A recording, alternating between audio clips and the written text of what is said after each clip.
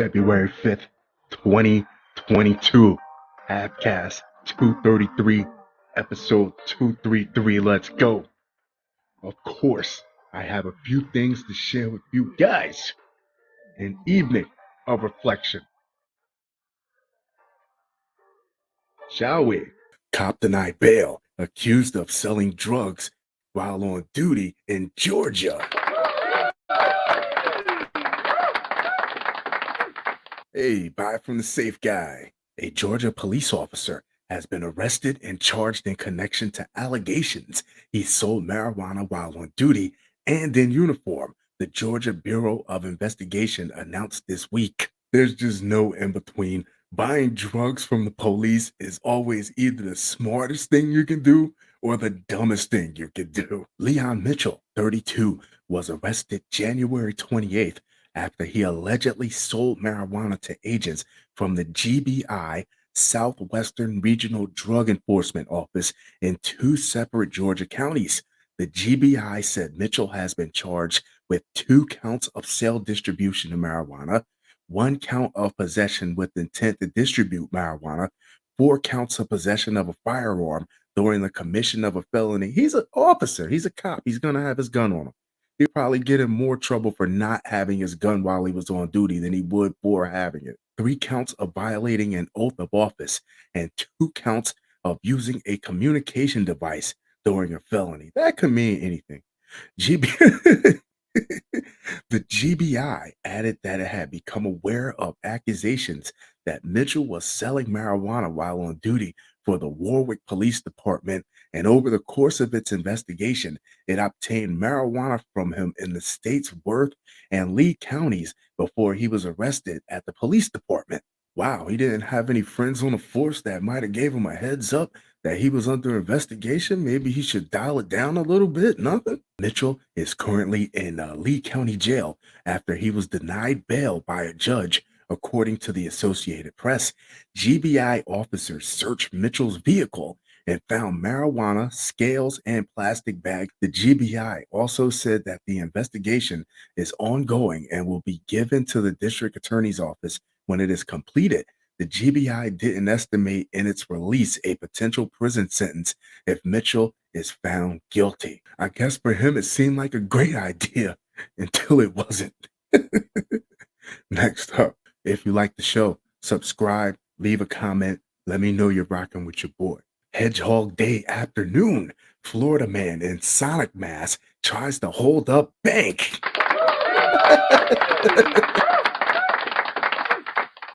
Always remember, anytime it says tries, it means you failed. But you tried though. While Punxsutawney Phil was making his Groundhog Day weather prediction, authorities in Florida had their own creature problems after a man wearing a Sonic the Hedgehog mask attempted to rob a bank. The robbery took place Wednesday afternoon at Florida Credit Union in DeLand, a city north of Orlando, police said in a Facebook post. Officers were dispatched to the credit union and spoke to witnesses who said the suspect was wearing a mask in the likeness of the blue anthropomorphic hedgehog who was at the center of the video game franchise. I think Mario would have commanded a little bit more attention, but here we are anyway.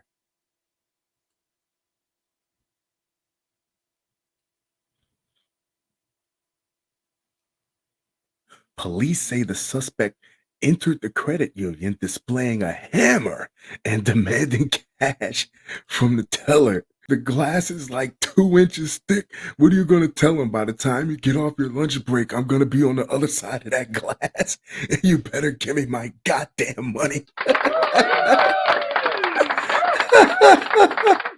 While demanding cash from the teller, the suspect then struck the teller's window with the hammer as he continued with his demands, the police said in the statement. Police responded to the robbery, but the suspect, clad in the mask of the supersonic hedgehog, was too fast. Who wrote this shit? After being confronted by a credit union employee, the suspect fled the location on foot.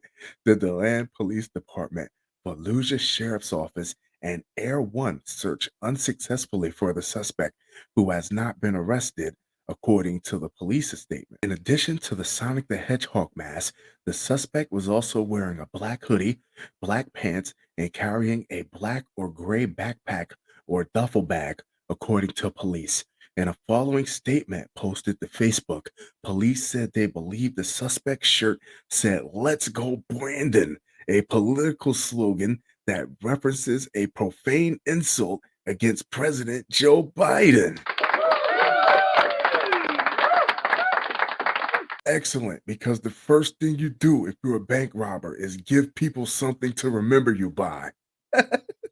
Brian Leatherman, Florida Credit Union's Assistant Vice President of Branch Operations, told the West Volusia Beacon that no one was injured during the incident, the building was not damaged, and no money was stolen during the attempted robbery.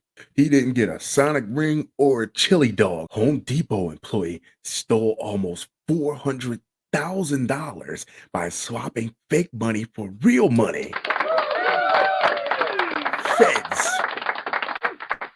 When he asked you for a raise and all you did was give him 25 more hours on his schedule, yep, I'll see that and I'll raise you 400,000. A Home Depot employee in Arizona stole $387,500 in a scheme where he swapped in fake bills and walked away with the real ones, police said. What did he swap the money out with? The little barcodes on the bottom of cigarette packs? Switched it out with box tops for education. Adrian Jean Pineda was in charge of taking cash from the Home Depot in Tempe and depositing it at a local Wells Fargo bank. The Secret Service said in a press release. Secret Service was in on this? Really? The Home Depot reported $387,500 in losses due to counterfeit bills between it's counterfeit, yeah, January 2018 and January 2022, according to the feds. According to investigators, Pineda would purchase fake money on Amazon, bring it to work, and then put it in bags that were bound for the bank. Home Depot managers became suspicious in December 2021 and contacted the feds. Police said Pineda was caught on camera swapping out the money 16 times, according to KSAZ. 16 times? What were you going to wait to see if he was going to feel guilty and eventually stop? He wasn't going to stop. Cops said Pineda wasn't exactly using the highest quality counterfeit bills. While every real bill has a unique serial number, Pineda's bills all said play money in that spot. KSAZ reported Pineda was arrested January 31st. According to KSAZ, he had $5,000 in fake money, $5,300 in real money on him when he was detained, and $22,000 in real money was recovered from his home, according to Secret Service. Delta CEO wants convicted unruly passengers placed on a national no-fly list. I'm surprised they weren't doing this before. You have these problem passengers just hopping from flight to flight, from airline to airline, being disrespectful, groping flight attendants, and throwing drinks at everybody. Delta CEO Ed Bastian called on the government to put passengers convicted of onboard disruptions on a national no-fly list, which would prevent them traveling on commercial U.S. airlines. So you won't be jumping from airline to airline, causing trouble for everybody. You'll be done all across the board. Bastian said the move would help prevent future incidents and serve as a strong symbol of the consequences travelers could face if they don't comply with crew member instructions. Delta has put nearly 1,900 people on its no fly list for refusing to wear face coverings. The airline has also asked the Transportation Security Administration to seek civil penalties from 900 people banned from flying on Delta. Yeah, it's just stupid. You cause a big uproar on an airplane because you don't want to wear a mask for 3, 4 hours. It's just childish. Bastion's call for federal intervention comes amid a surge in airplane conflicts since 2020. Recently, two Delta passengers were removed from a flight after becoming aggressive toward flight crew. In 2021, the Federal Aviation Administration, FAA, took action against unruly passengers by sending 37 of the most egregious disruptive cases to the Federal Bureau of Investigation for prosecution.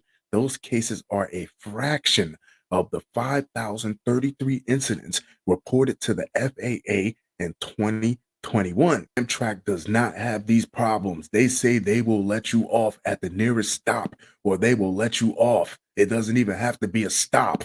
Transportation Secretary Pete Buttigieg said previously that adding unruly passengers to the federal no fly list should be on the table. It should have been done and written in stone already.